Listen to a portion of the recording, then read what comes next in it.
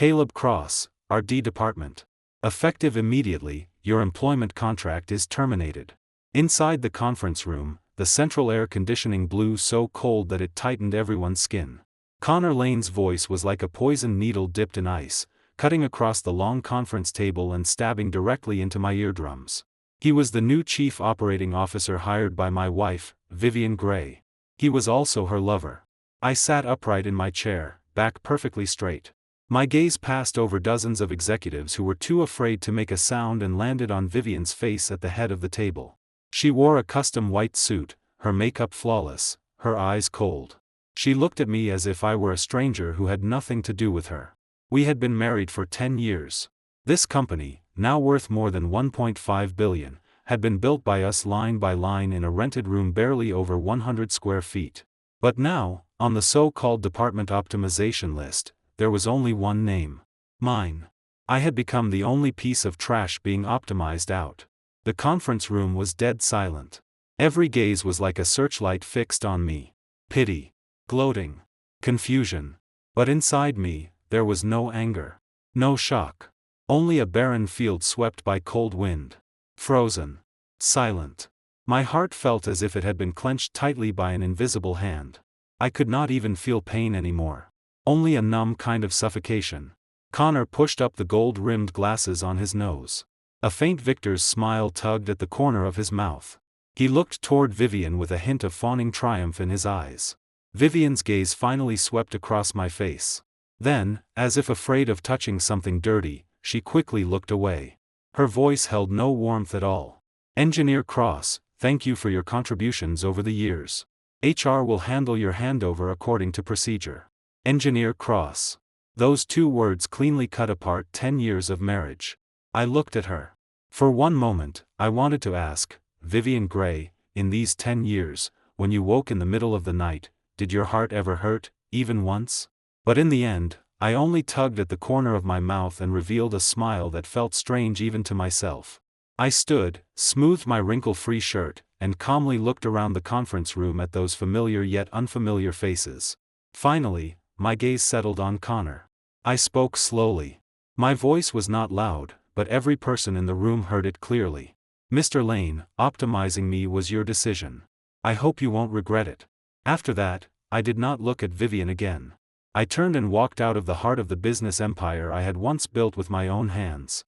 The moment the door closed behind me, I seemed to hear a wave of relieved exhales inside, followed by Connor's suppressed, smiling voice. All right. Let's continue the meeting. When I returned to the RD department, the air seemed frozen. Dozens of former subordinates all lowered their heads and pretended to be busy. Even the sound of keyboards was cautious. They had all heard. I walked to my workstation. It sat in the quietest corner of the room. This place had once been the company's technical holy ground. Countless late nights, I sat here and broke through one technical barrier after another, building the foundation of the company's rise. There were not many things on the desk. A photo of Vivian and me, taken when the company had just been founded.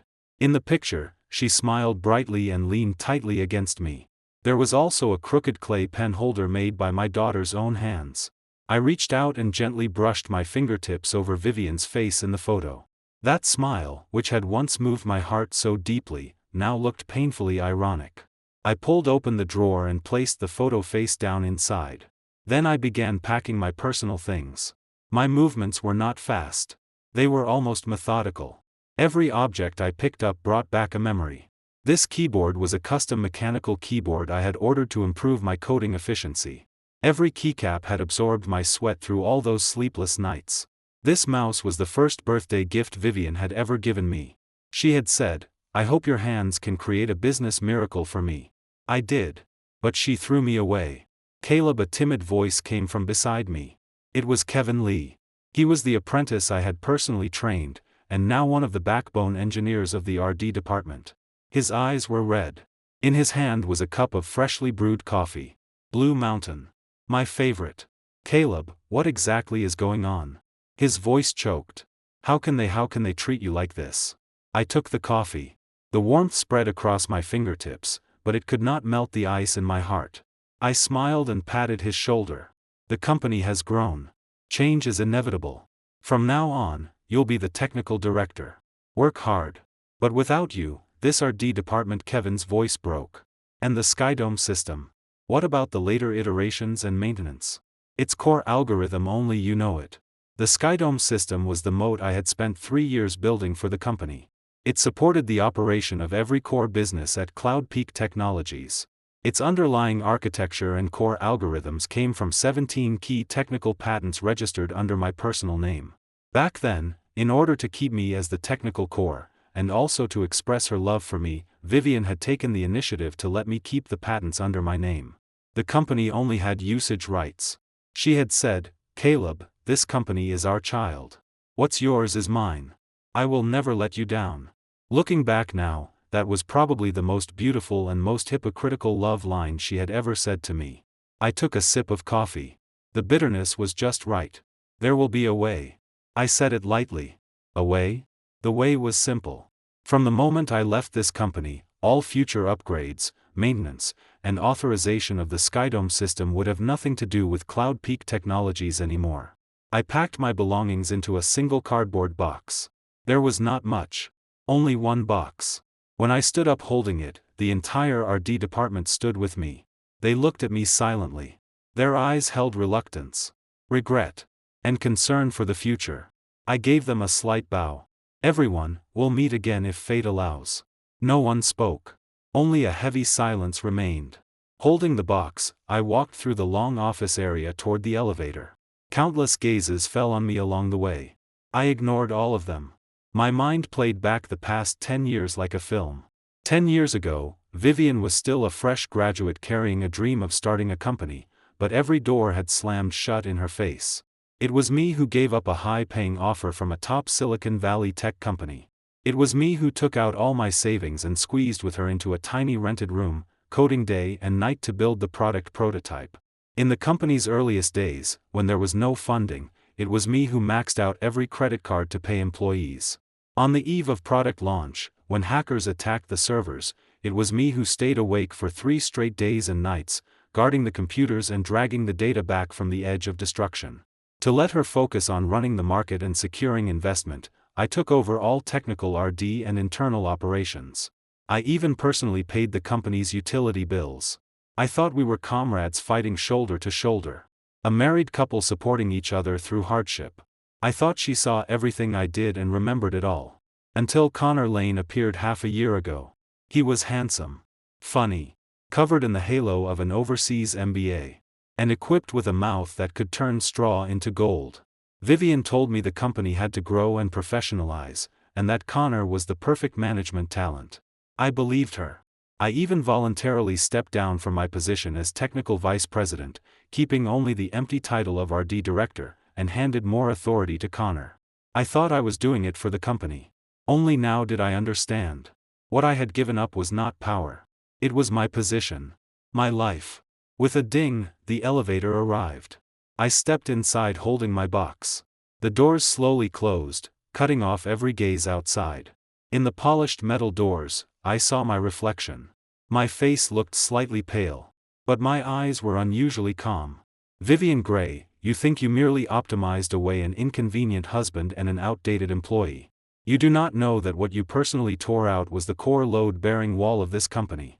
And you know even less that in this so-called optimization show, I was never the helpless spectator from the beginning." The elevator descended to the lobby. The bright light was a little glaring. I walked out of the company entrance holding my box. Outside, the sunlight was perfect. I took a deep breath of fresh air. The boulder pressing against my chest seemed to loosen slightly. My phone vibrated. It was a text from an unfamiliar number. "Mr. Cross, my boss would like to meet you. He is waiting at Cloudrest CAF across from your company." I looked up toward the CAF across the street. Through the huge floor-to-ceiling window, I saw a familiar figure smiling and lifting his coffee cup toward me. Victor Lee, chairman of Titan Core Technologies. The biggest competitor of our company. I smiled. "Vivian Gray. Connor Lane. Your game ends here. Now, it is my turn." Cloudrest CAF. Soft jazz flowed through the air, blending with the rich aroma of coffee. Holding my cardboard box, I sat opposite Victor Lee. He was a little over 50, wearing a refined Chinese-style button-up jacket. His eyes were sharp, but his smile was gentle. Like a lion in hiding. Engineer Cross.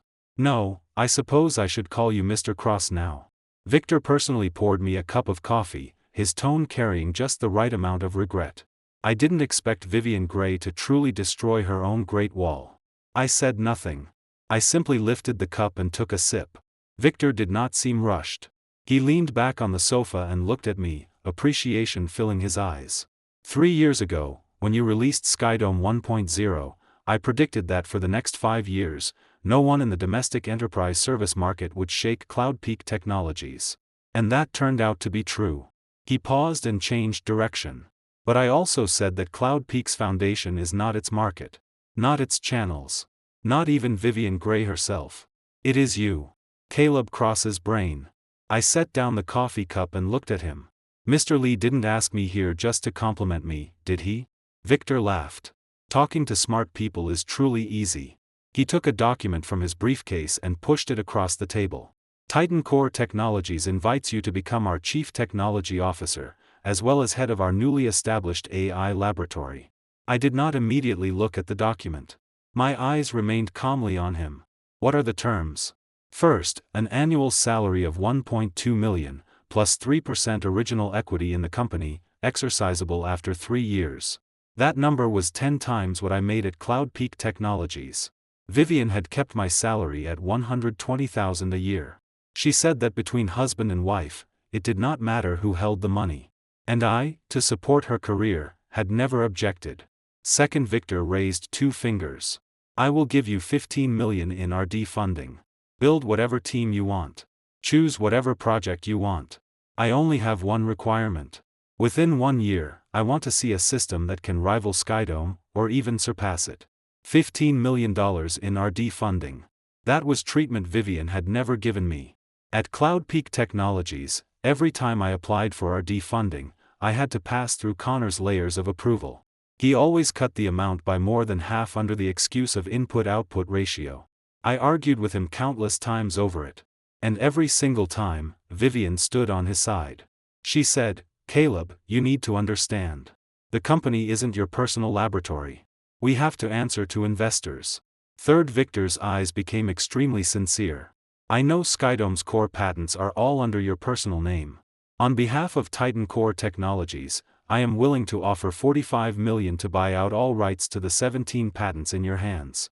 $45 million. The number exploded inside the quiet CAF like a bomb. The fingers of my hand on the table trembled almost imperceptibly. Not because of the money, but because of the respect and recognition Victor was showing.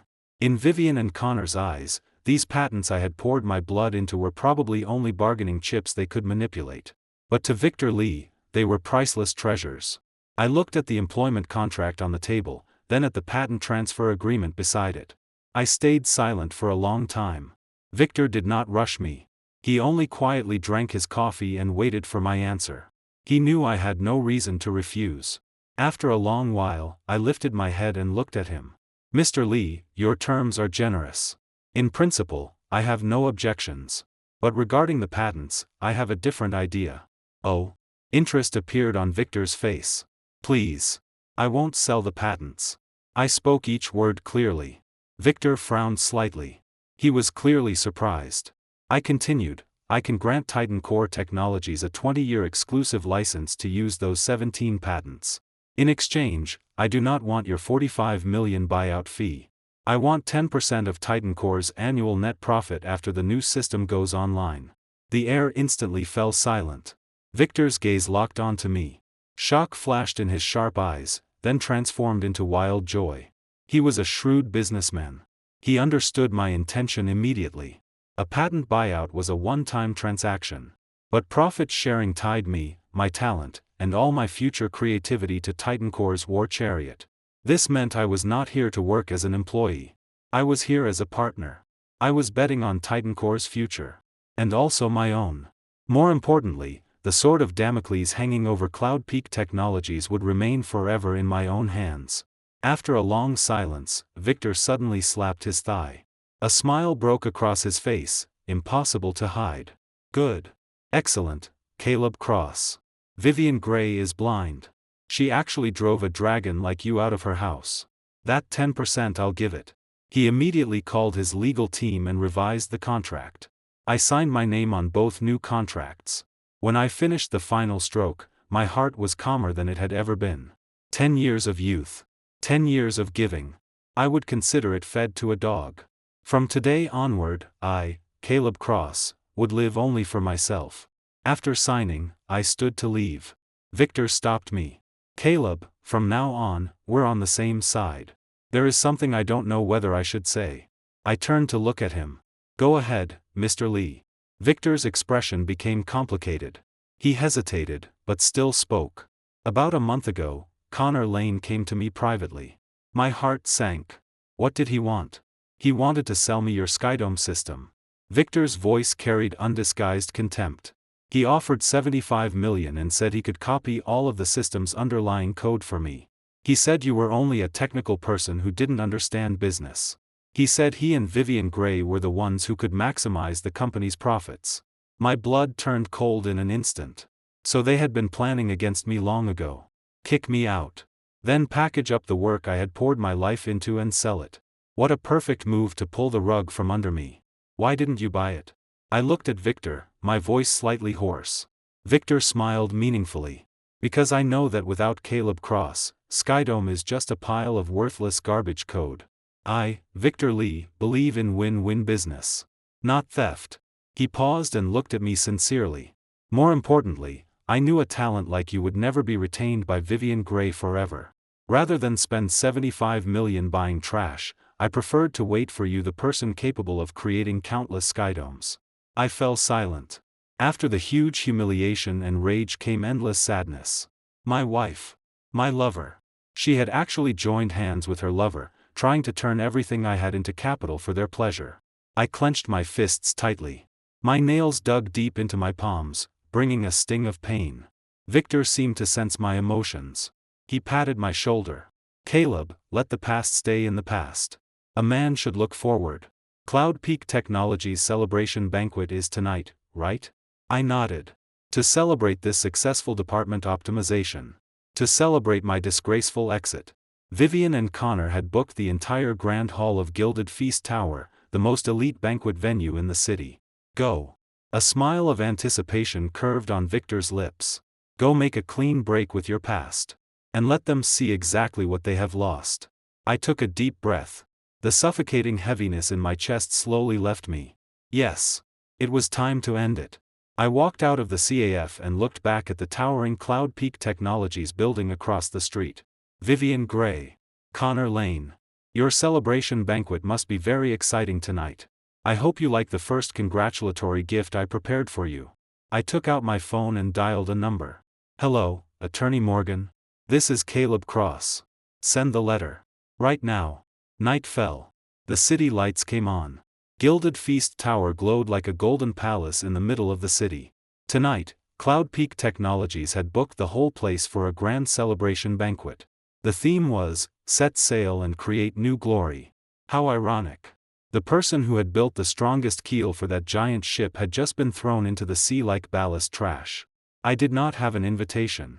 But the security guards at the entrance all recognized me. When they saw me, their eyes became complicated, hesitating over whether to stop me. I did not make things difficult for them. I only said calmly, I'm here to see President Gray and get something. They exchanged a look. In the end, they silently stepped aside. I entered the banquet hall. Luxury hit me in the face. A huge crystal chandelier. A live band playing soft music. Company executives in exquisite evening wear moved through the crowd, each with a bright and fake smile. My appearance was like a stone dropped into a still lake. Ripples spread immediately. Almost every gaze focused on me at once. Whispers spread through the crowd. Why is he here? Wasn't he fired? Thick-skinned, isn't he? He still dares to show up here. Shoo, keep your voice down. After all, he is President Gray's. No one dared say the word husband out loud. I ignored the gazes and whispers. I walked directly toward the center of the banquet hall. There stood my wife, Vivian Gray, and her lover, Connor Lane. They were the center of attention. Vivian was stunning tonight. She wore a wine-red strapless gown that perfectly outlined her figure. Her exposed shoulders and neck were fair like jade. Around her neck, the diamond necklace glittered under the lights. It was worth a fortune. It was also the wedding anniversary gift I had given her on our 7th year. She held a glass of champagne, smiling beautifully as she chatted with several investors. Every gesture showed the elegance and confidence of a successful woman. Connor stood beside her like a guardian, never leaving her side. His Armani suit was perfectly tailored. He looked refined and charming. From time to time, he lowered his head and whispered something into Vivian's ear, making her laugh. Their intimacy was not hidden at all. They truly looked like a match made in heaven. And I was the out-of-place intruder. A joke. My steps stopped in front of them. The air seemed to freeze in that instant. Music. Conversations. Everything seemed muted. The smile on Vivian's face froze the moment she saw me. In her eyes flashed a trace of surprise. Then panic. But soon, it was replaced by thick disgust and coldness. "What are you doing here?" Her voice was low, with a warning edge. "Was today not embarrassing enough for you?" Connor stepped forward and blocked himself in front of Vivian, taking the posture of the host. "Mr. Cross, this is a private company banquet. You are no longer an employee. Please leave immediately and stop making trouble." His tone was filled with condescending arrogance. I ignored him. My eyes stayed on Vivian's face. "I came to get back something that belongs to me." "Your things?" Vivian frowned. "HR already had you take away your personal belongings. What else do you want?" "That necklace." I pointed at the diamond necklace on her neck. "I bought it. Now I want it back." My voice was not loud. But in the silent banquet hall, it clearly reached everyone's ears. Everyone froze. They had probably never seen such an explosive scene before. A husband publicly asking his wife to return a breakup gift? Vivian's face instantly turned the color of liver. She could never have imagined that I, who had always obeyed her and endured everything, would embarrass her like this in such a setting. "Caleb Cross, are you insane?" She gritted the words out between her teeth. "Do you know what you're doing?" "I know exactly what I'm doing." I met her gaze without backing down. "That necklace is worth $450,000 and was bought with my personal savings. Since we no longer have anything to do with each other, what belongs to me naturally needs to come back to me." Vivian trembled with anger. Her chest rose and fell sharply. In front of so many investors and senior executives, for the first time, she experienced a humiliation she could not control. She was used to controlling everything. Used to my obedience. She thought that even after she threw me out, I would still wag my tail like a dog and beg for her mercy. She was wrong. Even a rabbit forced into a corner will bite. "Caleb Cross, don't go too far." Connor finally could not hold back. He pointed at my nose and shouted, "Isn't it just a necklace? I'll pay you for President Gray. Take the money and get out." As he spoke, he pulled out a checkbook, wrote a number with sweeping strokes, tore it off, and threw it in front of me. $450,000, enough? Take it and leave." The thin check floated down like a snowflake, landing on the floor before me. I lowered my head and looked at it. Then I smiled. I lifted my head and looked at the shameless pair before me, speaking each word clearly. "Mr. Lane, you may have misunderstood. I didn't come here today for money. I came to remind President Gray of something." I paused. My gaze turned to Vivian's pale face. The smile at my mouth deepened. Before driving a programmer insane, it is best to confirm whether the root authority of the company's servers is still in your hands. After saying that, I no longer looked at them. I turned and slowly walked toward the door under the shocked gazes of the entire hall. Behind me came Vivian's panicked scream. "Caleb Cross, stop right there. Explain yourself. What root authority? What did you do to the company servers?" I did not look back. "Vivian Gray, the show has only just begun. I hope you enjoy my second gift." I walked out of Gilded Feast Tower. The night wind blew across my face, carrying a trace of coldness. It made me feel extremely clear-headed. Behind me, inside that golden palace, things were probably already in chaos. I could imagine Vivian's panicked face. And Connor's cowardly, outwardly fierce stupidity. The server root authority was the highest control permission over the company's entire information system. Owning it was like owning God's key. You could modify, delete, or even paralyze the entire system. And from the first day the company was founded, that key had always been firmly in my hands. Vivian and Connor thought that removing me as a person would solve everything. Too naive. They did not understand technology. And they certainly did not understand how the anger of a top programmer could burn. I did not do anything extreme, such as deleting data or bringing down the entire system. That would be illegal. It would also be the stupidest choice. I had simply placed a small lock on the Skydome system before leaving. A lock only I could open. Starting at 9 o'clock on Monday morning, without my authorization key, every business module at Cloud Peak Technologies relying on Skydome from office automation to financial settlement would stop. Thousands of employees would face the embarrassment of having nothing to do. All company operations would be paralyzed. And the culprits, Vivian Gray and Connor Lane, would greet the darkest day of their careers in panic and despair. My phone began ringing wildly. The screen showed the name Vivian Gray. I did not answer. I pressed silent and let it vibrate stubbornly in my pocket. After more than a dozen calls, it finally stopped. Then came a flood of texts. Caleb Cross, what exactly are you trying to do? Call me back immediately. I'm begging you. Come back. Let's talk, okay? You can't do this to the company. This is 10 years of your hard work too. As long as you come back and solve the problem, I'll agree to any condition. Looking at those words, I felt no ripple in my heart. 10 years of hard work? When I was publicly humiliated and thrown out like garbage, why didn't she say this was my 10 years of hard work? Only now that the company was in trouble did she remember my value? Too late. I hailed a taxi and gave the address of the law firm. Inside the cab, my phone rang again. This time, it was an unfamiliar number.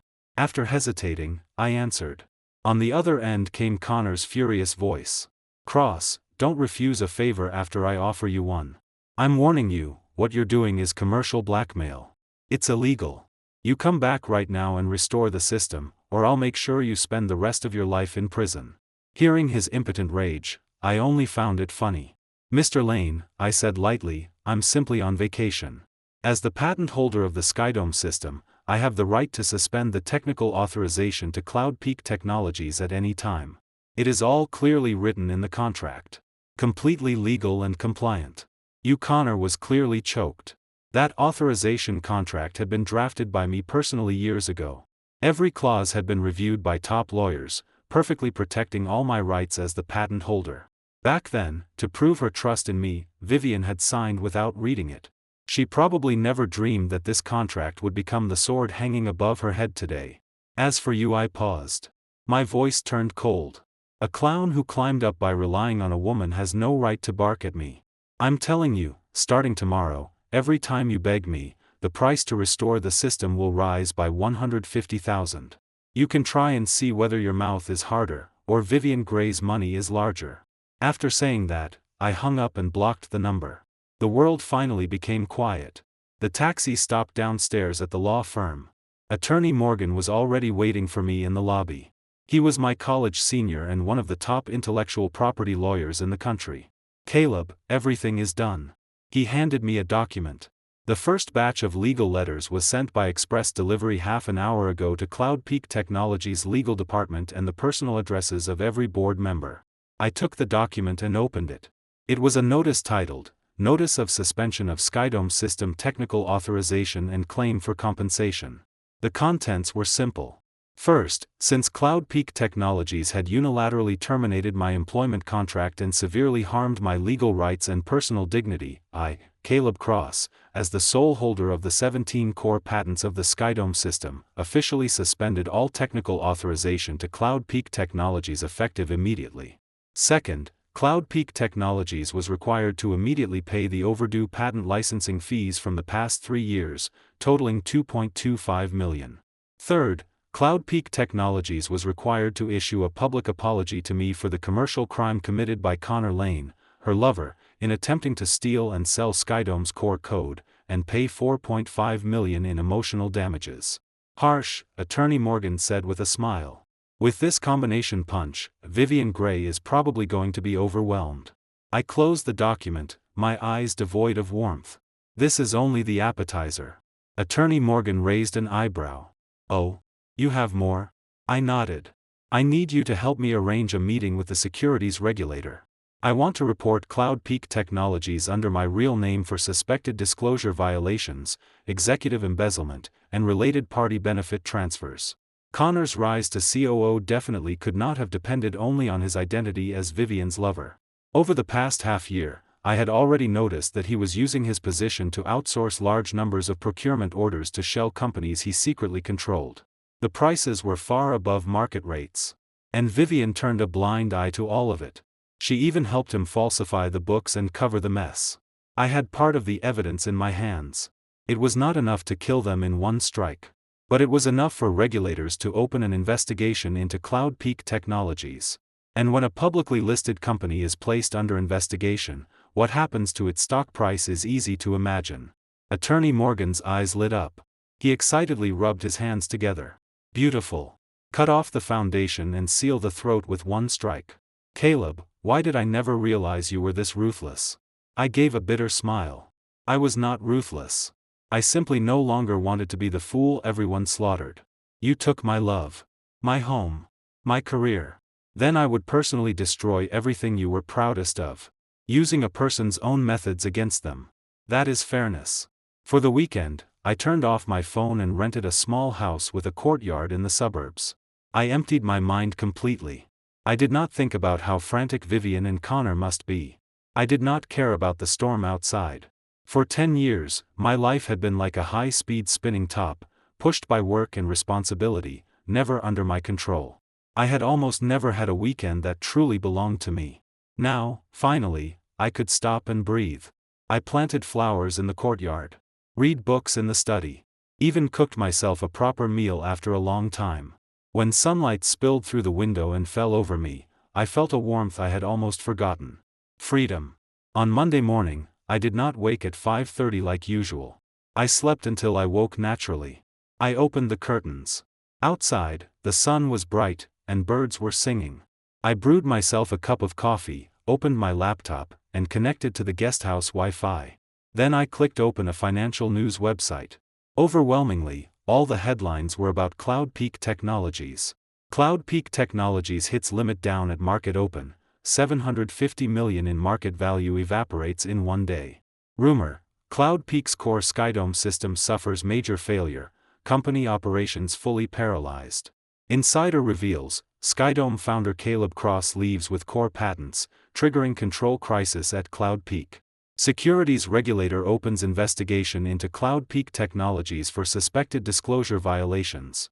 Each shocking headline was like a blade aimed precisely at CloudPeak's heart. I opened one report. It included a photo taken outside CloudPeak's headquarters.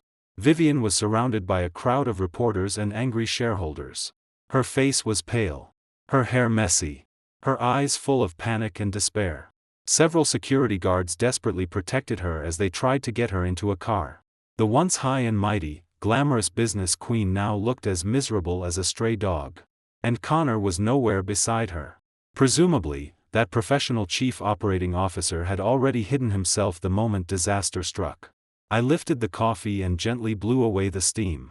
A cold smile tugged at my mouth.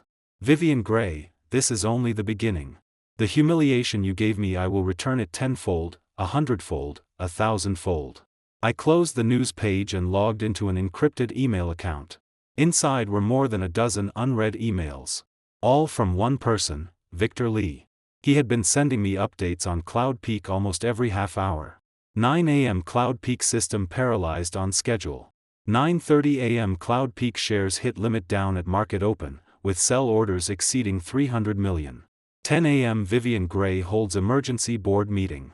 Board members receive your legal letters. The room is in chaos. 11 a.m. Connor Lane tries to organize technical staff to crack your system. They lock the database instead. Now even the underlying data cannot be accessed. 12 p.m. Large numbers of clients arrive demanding contract termination and compensation. Company entrance is chaos. 1 p.m. Vivian Gray called me more than 20 times. I didn't answer.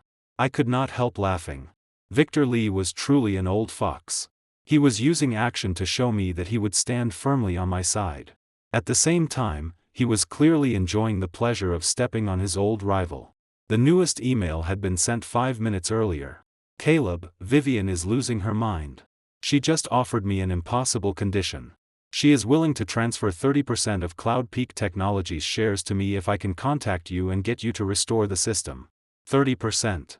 Based on Cloud Peak's market value before the trading halt, that stake was worth nearly $1.5 billion. To get me back, she was willing to pay such a huge price. It seemed she was truly at the end of the road. My fingers tapped lightly on the keyboard as I replied to Victor. The message contained only one sentence. Tell her, anything that belongs to me, whether person or technology, will never be touched by her again, even if I destroy it. After sending the email, I closed the laptop. Outside the window, the sunlight was perfect. The sunflowers in the yard were blooming brightly.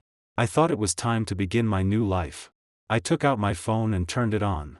Instantly, countless missed calls and texts flooded in, nearly crashing the phone. Most were from Vivian and the people around her. I ignored and deleted all of them.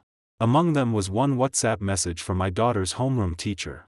Hello, Mr. Cross. This is Ms. Walker, Mia's homeroom teacher. Are you free tonight?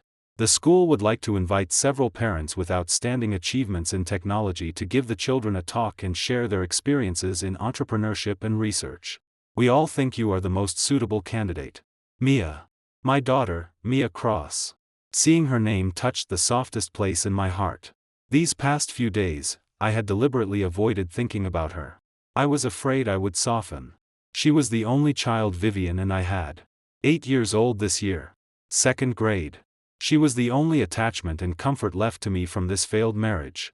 In the past, because of work, I had spent little time with Mia.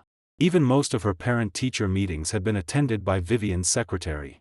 Vivian always said the child was still young and didn't understand anything. The career was most important. Now, looking back, I owed Mia far too much. My finger hovered over the screen for a long time.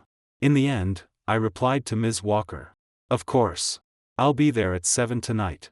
Perhaps I could no longer give Mia a complete family. But at least I had to let her know that her father was not a failure. Her father was a hero she could be proud of. At 6:30 that evening, I arrived early at Mia's school. It was an expensive private international school.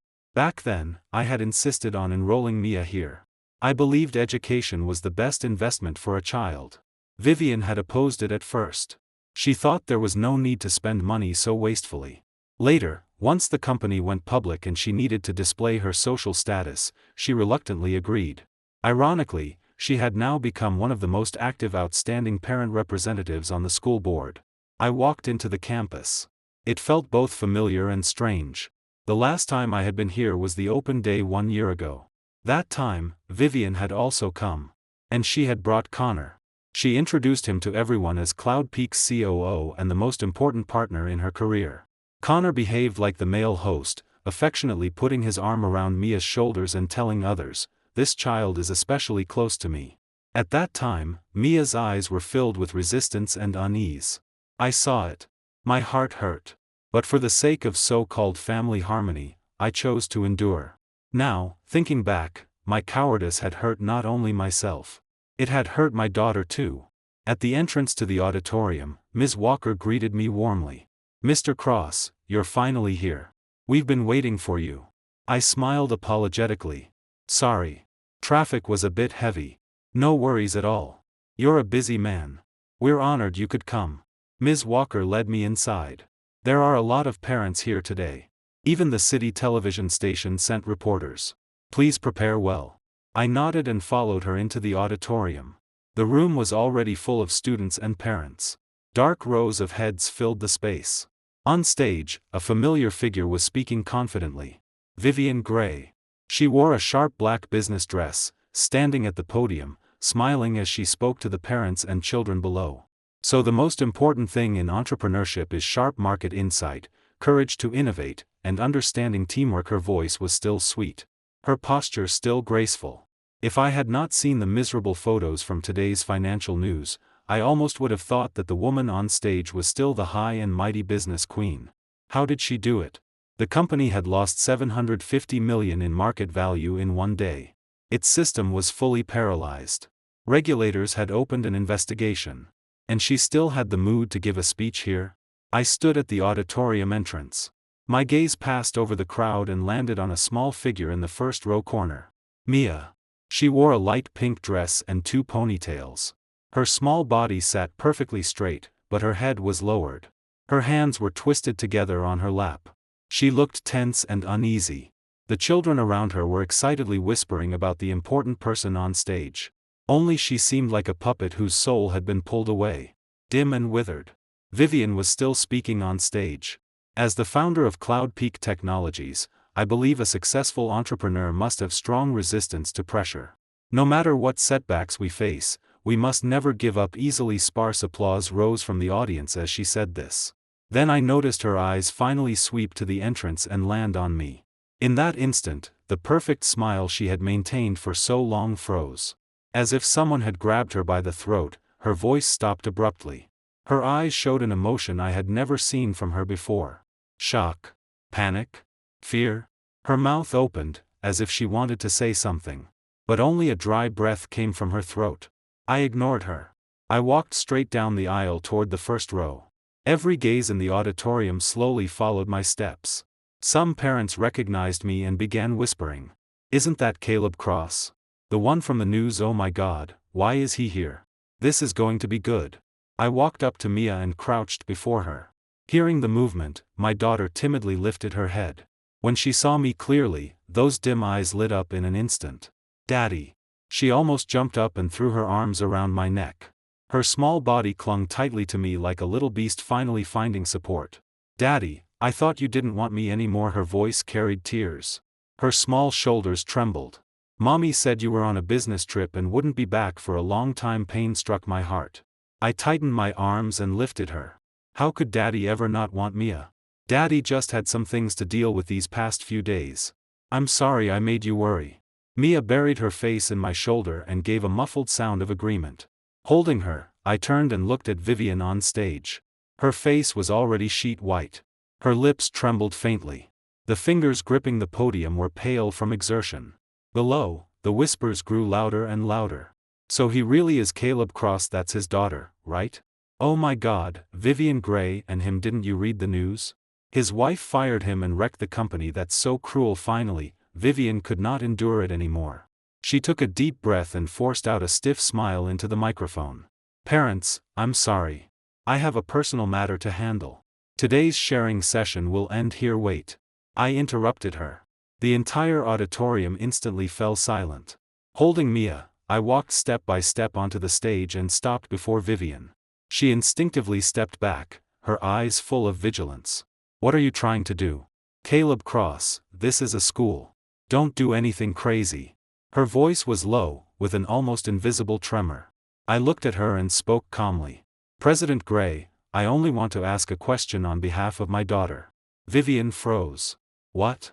I turned and looked at the curious children below the stage, then at the whispering parents in the back rows. I spoke clearly. "My daughter asked me just now why Mommy said she would take her to the amusement park but never went. Why every parent-teacher meeting was attended by an assistant. Why that uncle named Connor was always touching Mommy at home." The entire room became deathly silent. Vivian's face flushed red, then quickly lost all color. "Caleb Cross, what nonsense are you talking about?" She lowered her voice and gritted her teeth. "Have you lost your mind? In front of so many people I am only stating facts." I looked at her, my gaze cold. "Vivian Gray, you can hurt me. But you cannot hurt my daughter." The audience exploded. Parents took out their phones and aimed them at the stage. The reporters in the back were so excited their eyes were shining, cameras locked tightly on us. Vivian finally lost control. She abruptly turned around and rushed off stage in her high heels, fleeing the auditorium like someone escaping a fire. The whole room erupted. I stood where I was, holding my daughter, calmly sweeping my gaze over those shocked faces. Then I set Mia down, crouched before her, and looked at her seriously. "Mia, Daddy is going to say some things next that you may not fully understand yet. But Daddy promises you that starting today, no one will ever bully you again. And no one will ever bully Daddy again." Mia nodded half understandingly. But light had returned to her eyes. I stood and walked to the center of the stage. I cleared my throat. "Parents, students, good evening. I am Caleb Cross, Mia's father. Today, I do not want to tell a success story. And I do not want to share any motivational business lesson. I want to tell you a story about loyalty and betrayal. This story is long and perhaps a little complicated. But I hope that whether you are adults or children, you can understand one thing from it. A person must have a conscience. Everyone below quieted. All eyes focused on me. I knew from this moment on, Vivian and I had completely torn apart. But I no longer cared. What I had was only the little person tightly gripping the corner of my shirt. I would use everything I had to protect her. After leaving the school, I took Mia to McDonald's. Watching her dip fries in ketchup and get sauce all over her mouth, I felt an indescribable mixture of sadness and joy. "Daddy, can you pick me up every day from now on?" Mia looked up while eating, her eyes full of expectation. I rubbed her little head. "Of course. From now on, Daddy's workplace is right next to your school. It's only a 5-minute walk." "Really? That's amazing."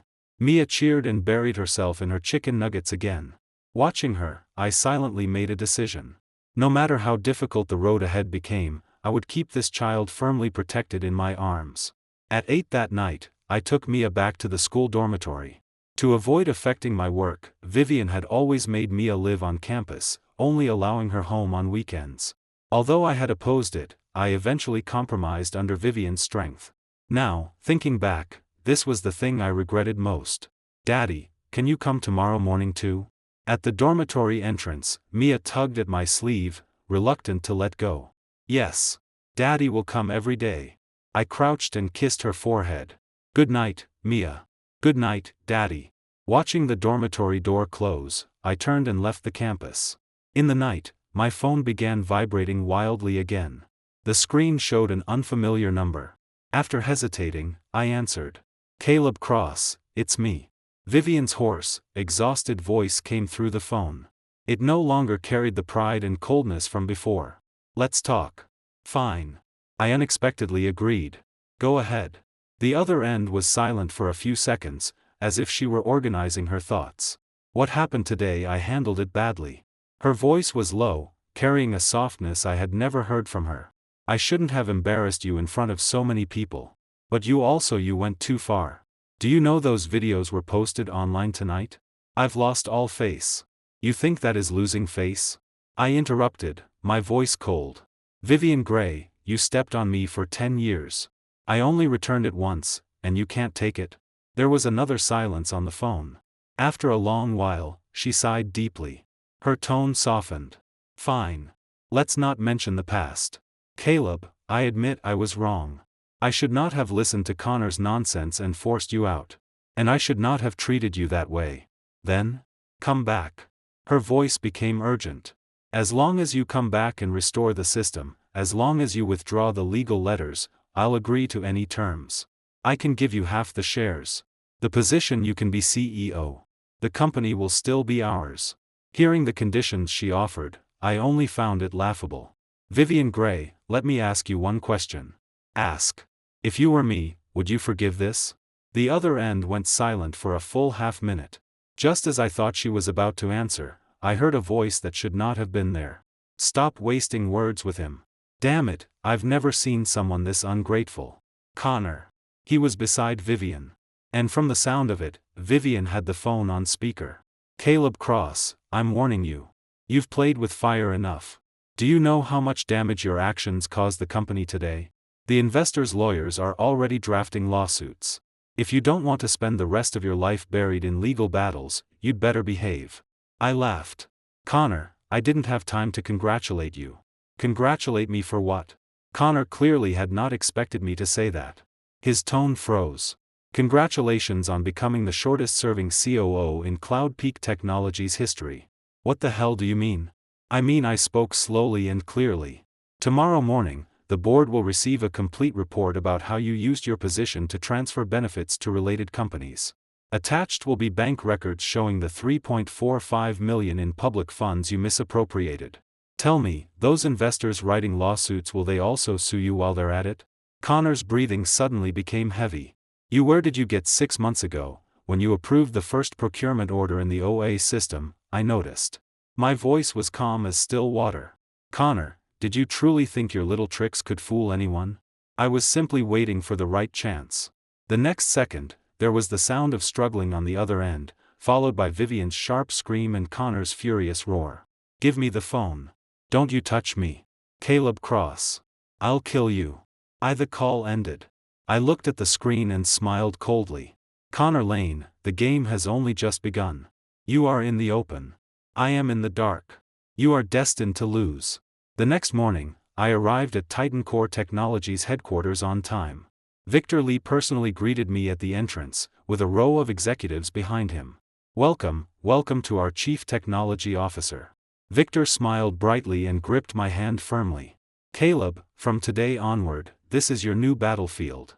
I nodded and looked around the building, even grander than Cloud Peaks. From today onward, I would build a stronger weapon here. Then I would crush those who once hurt me completely.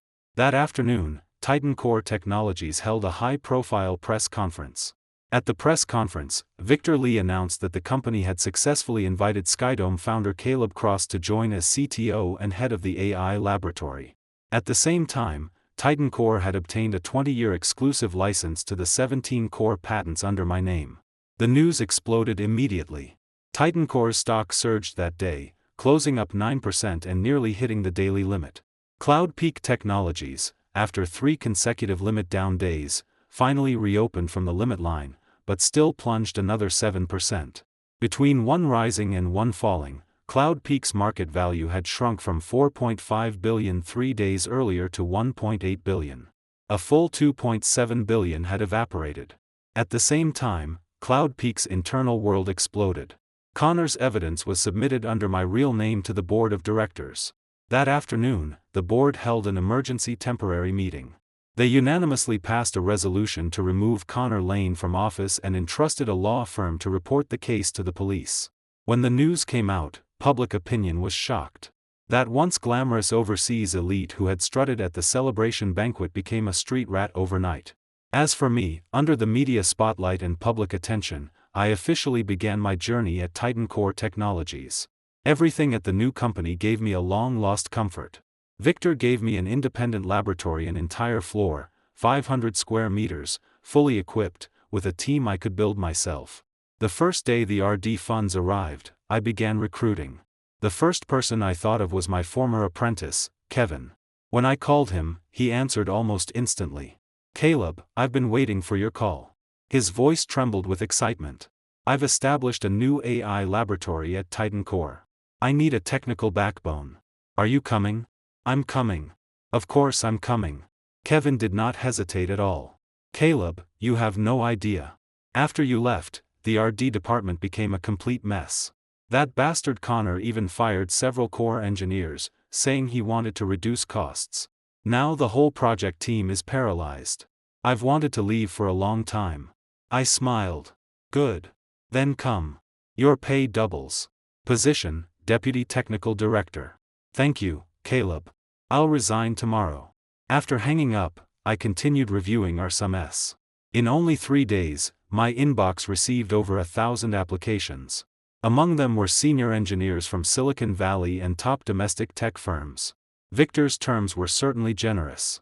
And my name, Caleb Cross, still had some influence in the technical circle. The team formed rapidly. 1 month later, my AI laboratory had begun to take shape. 30 top engineers. 5 RD groups. Clear division of labor. Efficient operations.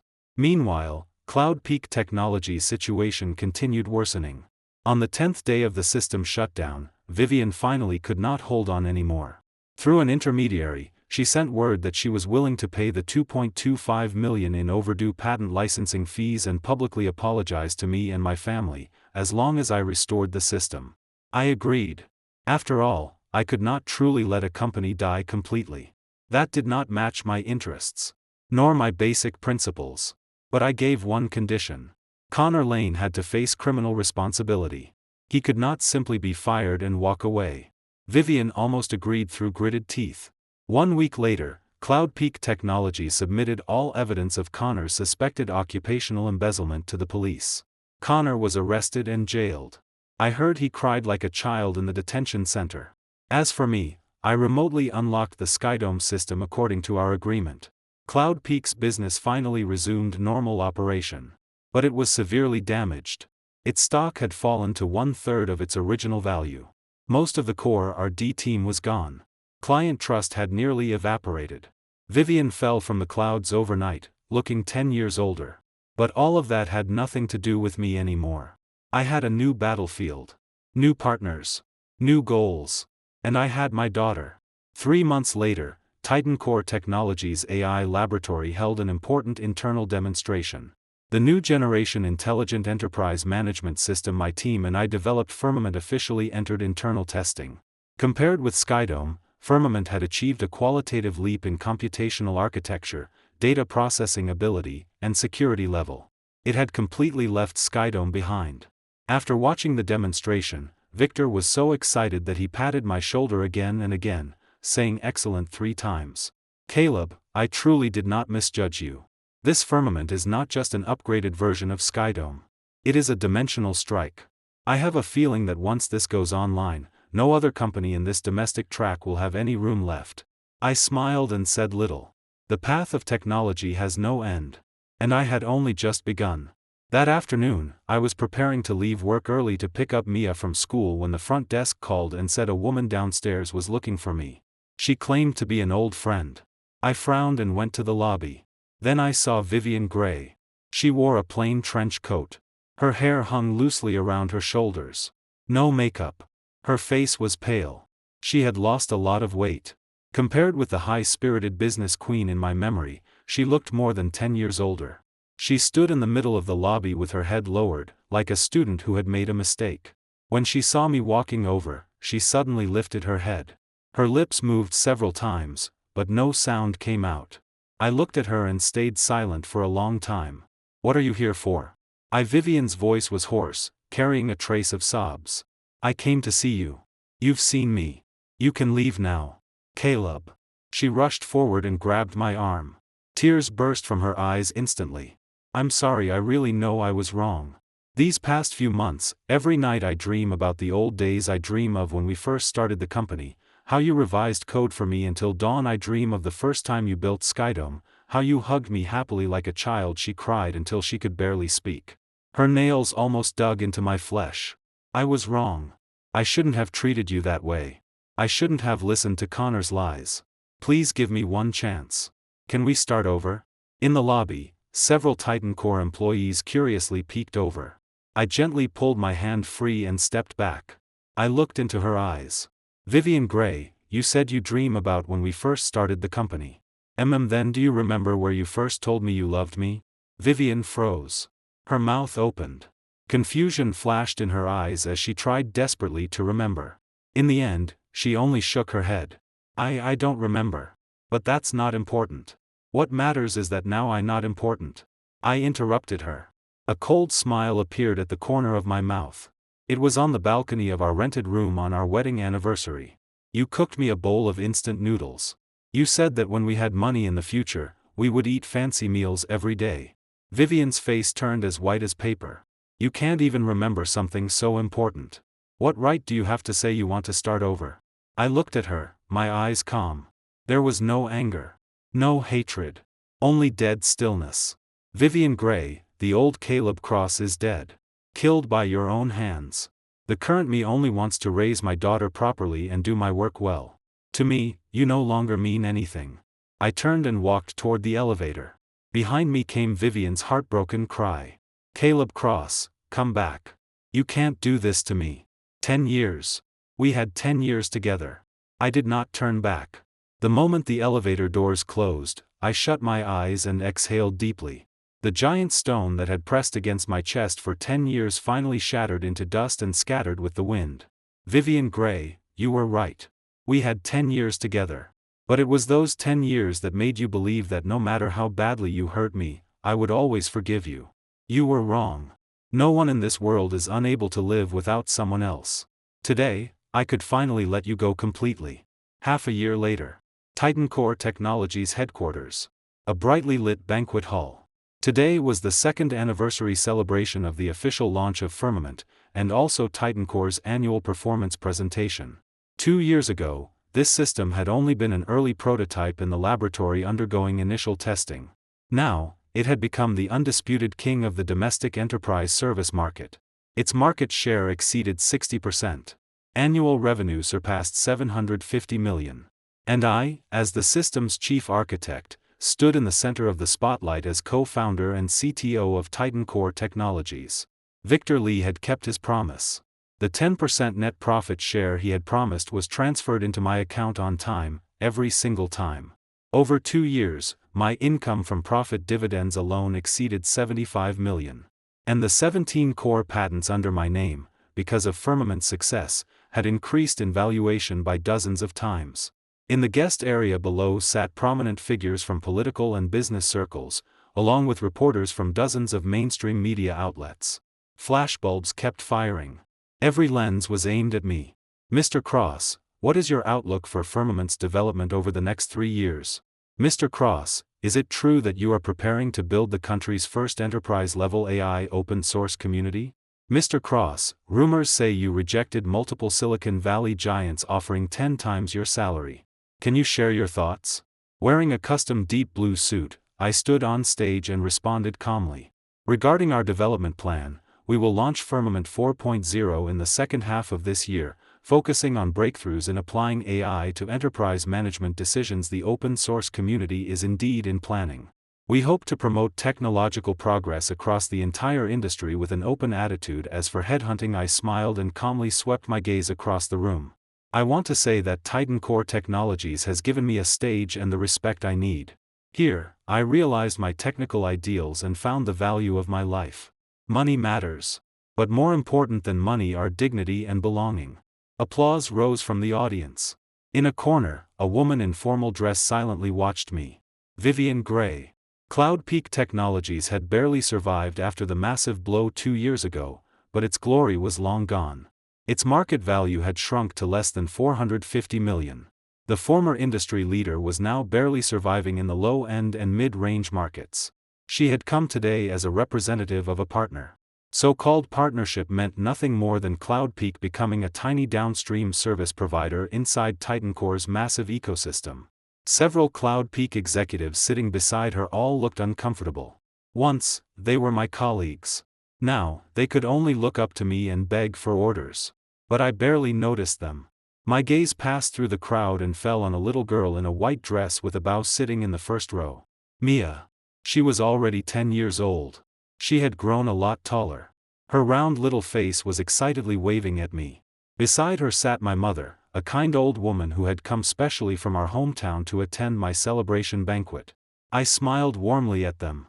After the banquet ended, in the backstage lounge, I held Mia and took a family photo with my mother. "Daddy, you were so handsome today." Mia wrapped her arms around my neck, her eyes smiling into crescents. "Mia looks beautiful today too. Like a little princess." "Of course." Mia proudly lifted her chin.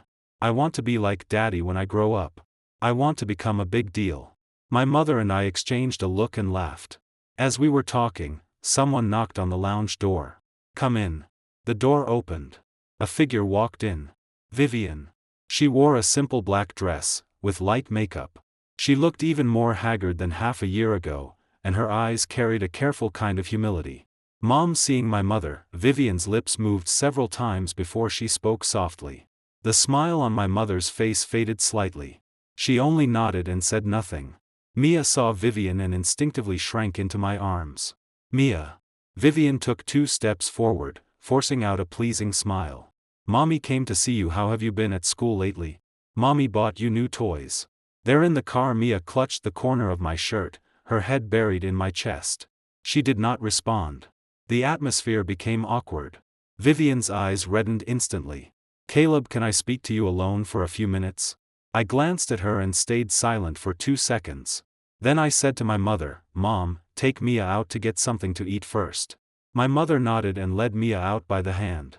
Only Vivian and I remained in the lounge. "Speak." Vivian took a deep breath and raised her head to look into my eyes. "Caleb, this past year, I've thought a lot. I know I was wrong. Terribly wrong.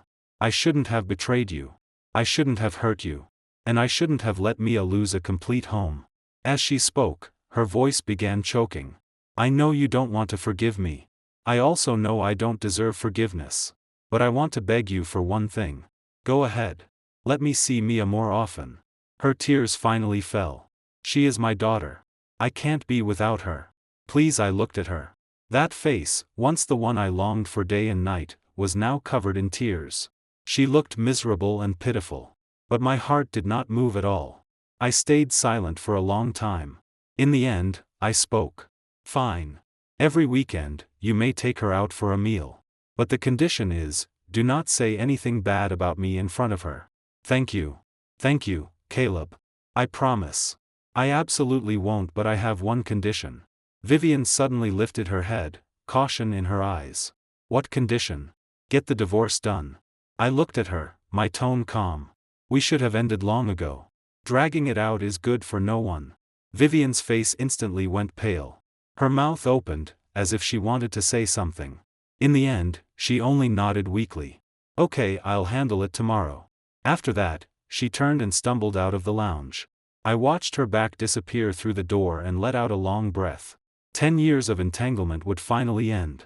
3 months later, Vivian and I officially completed the divorce. The day we walked out of the Civil Affairs office, the weather was bright and clear. Vivian stood beneath the steps, holding the divorce certificate. Her expression was complicated. As if she had lost something important. And also as if she had finally put down a heavy burden. Caleb. She called out to me. I want to ask you one last question. I stopped but did not turn around. Do you hate me? After a few seconds of silence, I answered. Not anymore. Really? Hating someone is too exhausting. Now, I only want to live well. Behind me came a suppressed sob. Then I wish you happiness. I nodded and walked toward the car parked by the road. In the back seat, Mia was pressed against the window, waving hard at me. Daddy. Mommy. You're out. I opened the door, got in, and kissed her forehead. Mia, from today on, you'll live with Daddy. On weekends, Mommy will pick you up. Whatever you want to do, tell Mommy, okay? Okay. Mia clapped happily. Then will Daddy come with us on weekends too? I smiled. If I have time, Daddy will go with you. Great. The car slowly left the Civil Affairs office. In the rearview mirror, Vivian stood where she was, watching us go. Her figure became smaller and smaller in the mirror until she disappeared.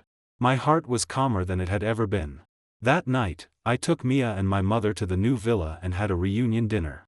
My mother cooked a huge table of dishes. Mia ate until her mouth was shiny and ran around the dining table, her laughter crisp like silver bells. After dinner, I held Mia on the sofa and told her a bedtime story. She leaned drowsily in my arms and pointed at the place over my heart. Daddy, does it still hurt here? I froze. What do you mean? When Mommy was so mean to you before, it must have hurt a lot. Mia looked up seriously. Teacher said wounds on the heart are harder to heal than wounds on the body. My nose stung. I held her tighter.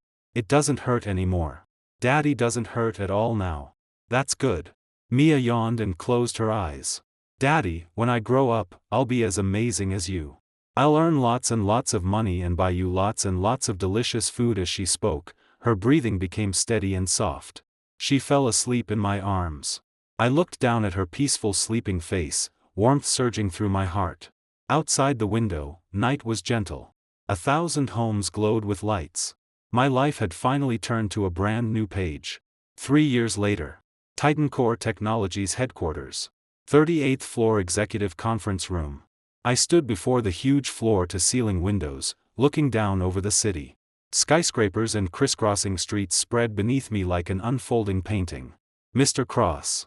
My secretary pushed the door open, holding a stack of documents. These are the agreements to sign today, and the final plan for next month's global launch of Firmament. Please review them. I took the documents, quickly scanned them, and signed my name. Proceed with the launch according to the finalized plan. Also, schedule a meeting with Chairman Lee for tomorrow.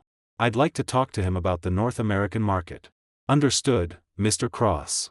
The secretary left. I turned and looked at a photo hanging on the wall. It was the family photo I had taken with Mia and my mother at the celebration banquet 3 years ago. In the picture, the three of us were smiling brightly. Over these 3 years, my career had entered an explosive period. Firmament not only dominated the domestic market, but also successfully entered Southeast Asia and Europe. Annual revenue surpassed $4.5 billion. TitanCore's market value rose from $7.5 billion 3 years ago to $30 billion. And I went from being a discarded pawn thrown out the door to the industry-recognized godfather of technology. Honors came one after another. Most Influential Technology Leader of the Year. Outstanding Contribution Award in Chinese AI. Forbes Asia cover figure. But to me, my greatest achievement was my daughter, who grew livelier and happier each day. Mia was 13 now. She had entered middle school. Her grades were excellent. Her personality was bright and cheerful. There was no trace left of the timid little girl she once was. Every weekend, no matter what, I spent time with her. Amusement parks, museums, movies, all kinds of delicious food. I had missed the first 8 years of her life. For the rest of her days, I would use all my love to make it up to her. Vivian also appeared occasionally in our lives. Between us, there was no love. No hatred. Only a light politeness, almost like strangers. Every other week, she picked Mia up and took her out for a day. Occasionally, during holidays, we would have a meal together. She slowly accepted her identity as my ex-wife. And slowly accepted the fact that Caleb Cross no longer had anything to do with her. Last year, she remarried. She married an ordinary small businessman. I heard he treated her well. The day I received the invitation, I asked my secretary to send a gift on my behalf. A tea set. Not expensive. But it carried my goodwill. She sent me a text. Only 3 words, thank you. I replied with 3 words, live well. And that was enough. We had once loved each other. We had once hurt each other too. But all of that had passed. In midsummer, cicadas sang loudly. Outside TitanCore Technologies headquarters, the massive electronic screen was rolling with good news. Firmament global users surpass 50 million. Inside the building, a special trial was taking place in a conference room. The man being judged was Connor Lane. He had recently been released from prison. Because of good behavior, his sentence had been reduced by half a year. 3.5 years in prison had turned him from a charming overseas elite into a withered, white-haired, defeated middle-aged man. Today, he had been invited here by TitanCore's legal team. The reason was simple. Back then, his attempt to steal and sell the core code of Skydome had been punished criminally. But his civil compensation had never been fully settled. Today was the day to settle the final account. The conference room was full. Aside from TitanCore's legal team, there were also current CloudPeak executives, several shareholder representatives who had invested in CloudPeak back then, and a group of media reporters. I sat at the head of the long table, calmly looking at Connor across from me. Connor kept his head lowered. His hands clenched tightly together, knuckles white. His entire body trembled faintly. "Mr. Lane," my lawyer began, his voice businesslike and emotionless. "According to the court judgment, you are required to pay Mr. Caleb Cross $4.5 million in emotional damages, as well as $18 million in compensation for economic losses caused by your attempt to steal Skydome's core code. The total is $22.5 million. How do you intend to pay?" Connor suddenly lifted his head. His lips trembled. His voice was hoarse and dry. I don't have that much money. I just got out of prison. I have nothing left." "Then we will offset it with your assets." The lawyer pushed up his glasses. "As far as we know, although you were imprisoned, you still have 3 properties, 2 luxury cars, and several bank accounts under your name. We will apply to the court for enforcement." No. Connor panicked. "That's all I have left." "You can't, Connor." I finally spoke. My voice was not loud, but it instantly shut his mouth.